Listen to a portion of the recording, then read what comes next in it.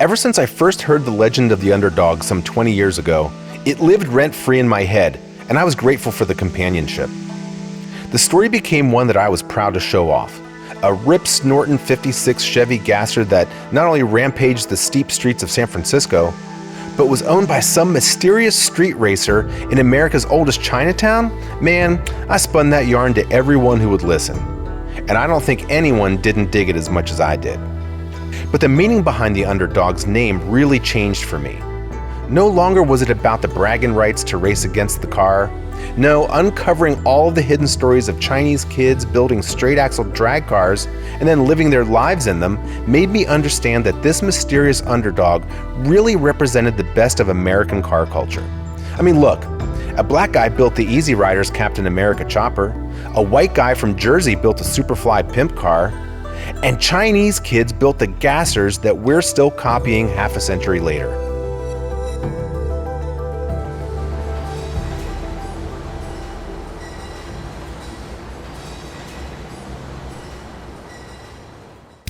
American car culture has found its way all around the world. It's a national treasure that has gone global and soaked deep into just about every aspect of modern life, and most people don't even know it. I'm Dan Stoner, and I've spent my life searching for the legends of underground car culture hidden in plain sight, and telling their stories that nobody else can. Some you might be familiar with, some you might not. These are the stories you've heard of, but have never actually heard. This is the Motor Underground.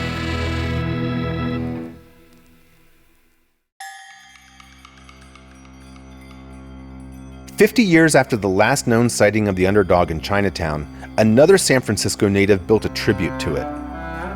Dave Tanimura had always been a hot rodder, but there are certain car guys who just naturally become the glue that holds an entire scene together, and Dave was that guy for me. Well, in pretty much all of Northern California.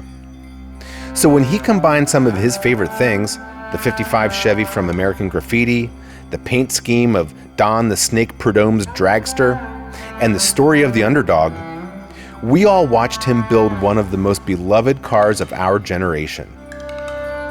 But just as he was making the final adjustments on the custom-built Hightower 4-speed and playing with the wheel and tire combinations, he was suddenly taken from us.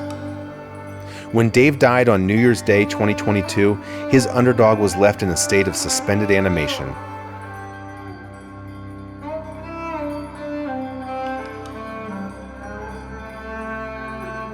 And just when I was about to give up on my search for the original Underdog, it seemed like Dave had come through to save my project for me, just like he had always done.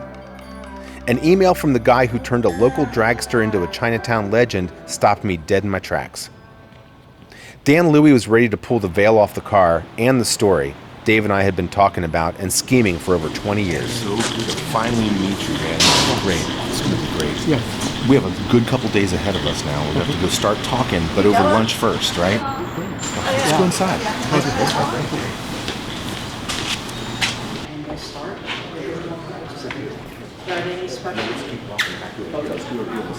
Here he was, the guy we had only heard about. The guy a few of our interviewees had told us maybe owned the car, maybe he didn't. Some knew who he was, some had never even seen the guy. Yep, thank you. Thank you. Thank you. Thank you. Wow, it looks wonderful. Thank you. So technically, I wasn't raised in Chinatown. Our family would come into Chinatown once a week. So then what was your first car? Yes, it was a 56 Chevy. That's right, the Underdog. But here's the story behind it. That was your first car? That was my first car. I was 14, 15. I started working various jobs. Yeah, okay. So we drove out there, and I said, whoa, this is quite a car. We popped the hood. I said, well, we're gonna pop the hood. He said, oh, you don't open it that way. You gotta open it this way. Had a front end. Yeah, a tilt glass front end. Oh, it was just like totally amazing. This is beyond my Had you ever seen anything like that before? No. It's capable of doing, quarter mile. He looked at me and he said, maybe a 11-second machine for you. Because new driver, 11, 12 seconds. But I believe he said it was like high 10s and low 11s. And you're 16. Yeah, I was years 16. old? Yeah, I was Like, 16. Yeah. First car. I walked up to it. And I said, yeah, I like this. So, Of course you like that, right? yeah. So, and he said that the car had the ability for the front end to lift up, so you can do a wheelie with it. Wow. In essence, what he said. The front end was light enough, had enough horsepower. Hey, luckily, you're 16 Yeah. and don't know any better, right? Like That's you're going true. to drive this thing. I'm going to drive it home. But I was driving slow because of the rear end, and I was doing maybe 40, 50 on the highway, just making it home across the Bay Bridge. I can remember people looking at this car and said, "What is this car doing on the road?" I'm just driving it. So. And did it say, I mean, it said Underdog on the Oh side? yeah, it had the full paint job on it, and had his name on the side. Owner and driver, it was Gary Griffin. Okay. And he had some of the stuff on it, of course, I kept the headers corked, I didn't drive it to school uncorked. It was only when on weekends, I would just go out and I would uncap the headers, so you uncork the headers. And so wouldn't go through the mufflers, so it was just straight out exhaust. Yeah, straight outside. And yeah. So you actually got the Yeah. front end off the ground? Yeah, I did. Did you really? Yeah, it was pretty amazing. Was it a 4-speed or automatic? 4-speed, yeah, 4-speed, Muncie 4-speed. Was it hard to learn how to drive that thing? I mean, you're driving a race car on the street, essentially. Yeah. And you're 16. Was it hard to learn how to actually run that thing, especially on the hills in San Francisco? I learned how to drive a manual transmission. It was a Chevy truck with a 3-speed column shift. So that was how I learned how to drive, manual, on the hills, parking downtown. There's no harder way to learn how to drive I Yeah. think in the U.S. than a 3 on the tree giant truck on the streets of San Francisco. Yeah, hey, that's how I learned. That's great. So you were well qualified by this point. I was at home. Do you think guys were actually avoiding you in that thing? Because you got that car with Yeah. fender well headers, Yeah. the glass nose, Yeah. it's Yeah. up in the air in the front, it says Underdog along the side of it. Yeah, I mean, it wasn't the most inconspicuous car in the world, right? that is true. Yeah. Yeah, but I didn't have any on-takers. I mean, there were cars out there. There were cars out there, but it just, no one says, hey, you want to go for pink slips or anything like that. Oh, really? So I would hear about that. Hey, let's do pink slips, and Yeah. I had it in the glove compartment, but And no one... I didn't come across anyone. So we had heard about that too, like Carroll Avenue down by Candlestick. Apparently that was where you could actually lose your car on a pink slip race. Whereas maybe Brotherhood or Great Highway, maybe Cash, or maybe just bragging rights. Was it sort of like that? yeah, I'm sure. Yeah, it was definitely that was out there. Okay, but I just didn't have a situation where I just took them on. Right. So maybe it was. I guess maybe it was an intimidation factor. I don't know. I would imagine. Yeah, because I was enjoying my car. I was just driving it.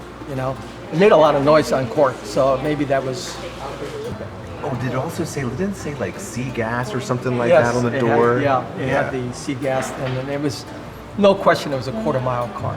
Yeah, And and there's no mistake. There's no mistake about that. So, every one of my friends seemed to have this picture on their broken screen little flip phone of this 56 Chevy that just said Underdog underneath it. Nobody knew anything about the car, but they had all heard this legend. Now, the legend was that apparently there was some crazy 55 Chevy that everyone wanted to race, but because everyone wanted to race that guy, you had to race this car called the Underdog first. And if you beat that guy in this 56 Chevy, well, then you get the chance to race this 55. Hence the name Underdog. Now, as we both know, and as you have well described to me, none of that is true, right? But have you ever even heard of anything quite like that? No, Really? This is the first I've heard of it. But yeah, so that was the story we had all heard. And my best friend, he was the one who first told me about this. His name was Dave. And he was a hot rodder, known all over the Bay Area and all over the West Coast too. He's one of those guys that was just a magnet for everybody. Like, everybody loved Dave. And one of the things about him was that he had such good natural style when it came to cars. The way he loved this legend so much. And he's a big fan of all kinds of things. He's a huge fan of American Graffiti as a movie, you know, and who isn't, right, as a car guy. He was a big fan of like 60s era drag racing. He's a big fan of land speed racing in the 40s and 50s. I mean, and he's a scholar and basically his own armchair historian for all of it. But that car, your car, he was so enamored by it and so kind of inspired by the story, along with all these other passions that he had for, like I said, American Graffiti and things, that he actually built a tribute car to your Underdog. And I would love to show that to you. I would love for you to see that. And I think that Dave, I'm hoping that he's up there looking down at me going, hey, you better show him that car. And I think it's up to me, and I think it's my duty to actually like connect you and the car, which I think would be great. And if you'd be willing to do it, man, I'd love to take you up there and show. A friend of ours, a mutual friend of Dave's and mine, owns the car now, and I think you're going to be I'd like to think you're going to be pretty impressed when you see it, but it was all based on you. Wasn't Gary, and it wasn't anyone else. It was you and your years driving that car that really did it for him. I think that'd be really cool for you to see it. I would love to see the car. Would you? Especially, absolutely. Especially a tribute car, and you're a good friend. Yeah, that's wonderful. It'd be really neat to see. I would love to do that.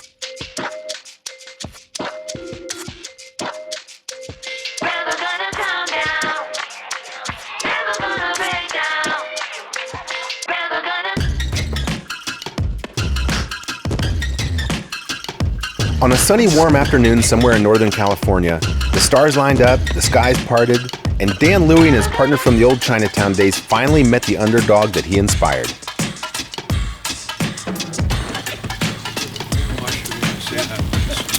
Guys, good to see you again. It's great to see you. Brian, nice to finally meet you. I've heard a lot about you. Nice to meet you too, Dan.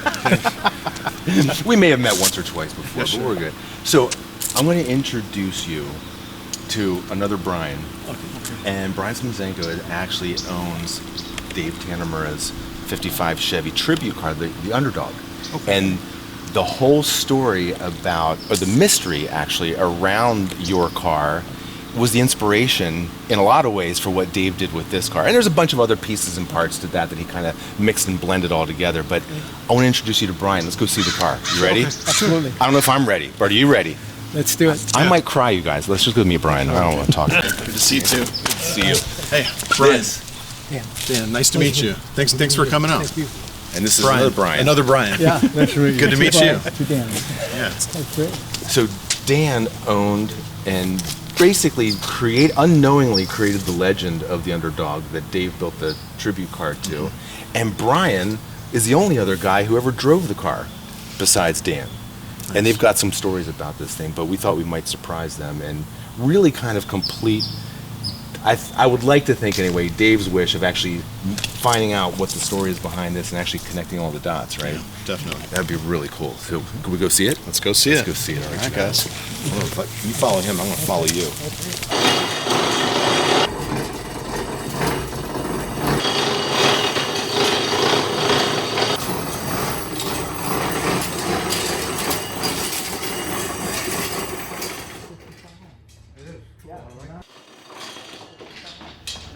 Yeah, nice. That's really nice.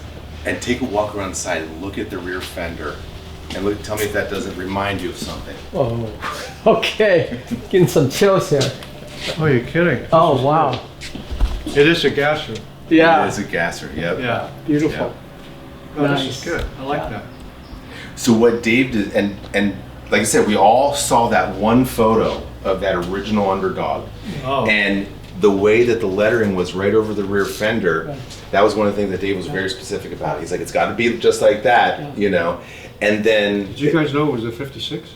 we did, and he did a 55 simply because he was such a fan of American Graffiti and the 55 in that Oh, yeah. movie. Oh, He had yeah. even had a 56 that Todd now owns. Right. And so he had one, but he wanted a 55, and he found one I think in the Midwest somewhere, and had it shipped out, and Did all the work. turned it into this. I like yeah, that. yeah. So it's a combination of a bunch of different things that he was inspired by, but the Underdog was really at the heart of it all. You know. Oh, this is cool. Does it have tilt front? Yeah. Right. Can we show it to him? Yeah. It's, Oh, good. Check it out. It's absolutely gorgeous. Okay.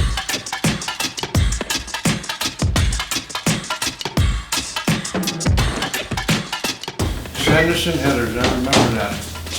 In South City there? Wow, look at that. Look at that. The coilovers are flat. Oh, he's got a different front. He's got dual quads. Yeah. It's Ramlog, but 2.4s. Yeah. Yeah. Beautiful. Oh, he's got Fenderwell headers. Yeah. Yeah, I like that. Yeah. Well, that was the other thing you could see in that one photo that we'd all seen, just a hint of the fender wells Right. in there, and we hadn't really seen any other shots of that. So we saw some of your photos now too, but you could tell that those were in there. Yeah. You know. So check this out. Check this out. It's the wrong age, but this is the original Underdog. And here's the back of the car with the slicks. Now, has it got a little push bumper on it? Is that what that is? Like a little solid post? You know, Oh, it looks like It that. looks like doesn't it? just like a little for the drag strip. yeah, exactly. Now, was there the rest of the exhaust or just open headers? Well, Oh, no, there's a regular. exhaust. Regular, you have the rest That went of to the the exhaust. back, Yeah, muffler to the back, mufflers. Oh, yeah. But We it's couldn't drive her in the street, although he uncorked drove here. it a lot. There's a cap here, one screw. Is there a roll bar or anything in it? Oh, yeah. Chrome, roll bar, Yeah. and carpeted. Yeah. Yeah. Oh, was it really? Oh, yeah. Oh, wow. We spent the night there. Because the car broke down somewhere. Yeah. We didn't want it to, so You we wanted to stayed Just in sit the there car. so you just Yeah. slept in the car. Yeah. We can get help the next day. I Yeah. mean, it was like 2 in the morning. Yeah. Wow. We couldn't get anybody help Yeah, we us. were cruising one night and the car, stopped working. So it's okay. Parked it, Yeah, we parked it, and so we both, just stayed in the car all night. but no back seat, so, We there's- just sat in the buckets, Yeah. Sat in the just wait, buckets. okay, get help in the morning. Yeah. Oh my goodness. Yeah. So Brian, I heard that you have a folder of Dave's inspiration for the car, just pictures and stuff. What is that? Yeah, the family gave me a packet of every, receipt and everything, but also another folder that had a bunch of pictures that I think Dave was just all of his different inspirations for how the car was going to look. And so I've got some of that. So he's got some pictures of the different styles of, Underdog as he wanted it. There's pictures of the car after it was painted. Yep. Without any of the graphics on it. Beautiful. Different styles of Underdog. Flexible. Oh my gosh, check that out. And then some of the different Yeah. pinstriping and such, the Gatelli logo, G&M auto body. We had talked about, why is it a 55 versus 56? And again, I think it's just Dave's different inspiration. He really loved the 55 from American Graffiti, Right. 2-lane blacktop.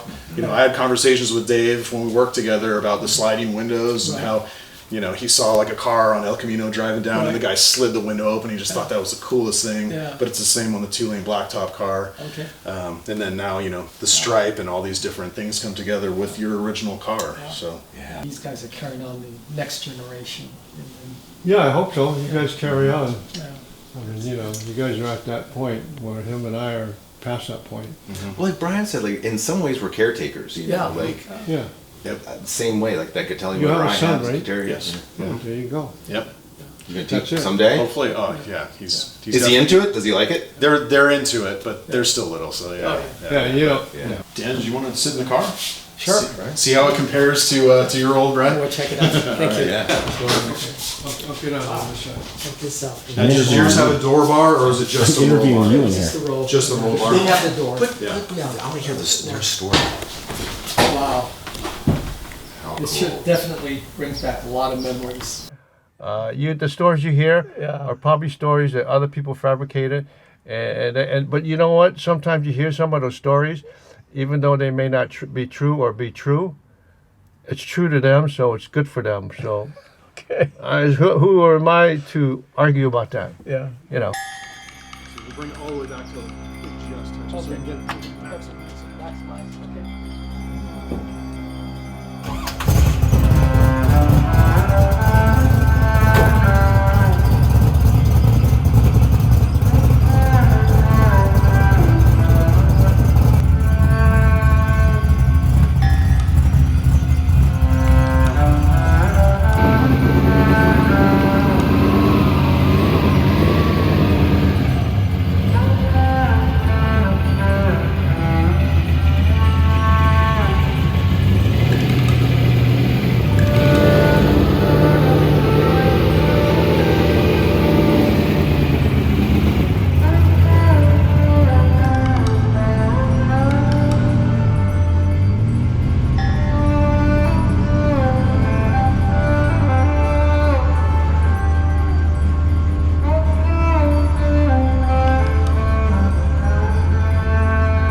Sometimes the difference between a legend and just a story is only realized when you finally meet the souls at the center of it. Never meet your heroes? I guess that's a good warning, but I think it's always worth the risk. And more importantly, the journey. It took me back to a different lifetime. Beautiful. Thank you. It was a lot of fun, Dan. Yeah, thank you. I really appreciate it.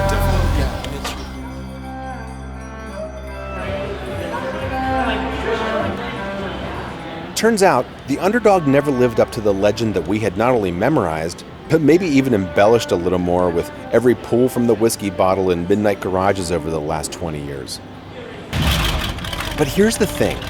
The Underdog became a symbol of Chinese kids in San Francisco who grew up building choppers and dragsters that they lived their lives in. And we're still trying to copy them more than half a century later. The original Underdog is still a ghost, and it's still haunting Chinatown. But it's now part of Dave's car, and I feel like it's part of me too.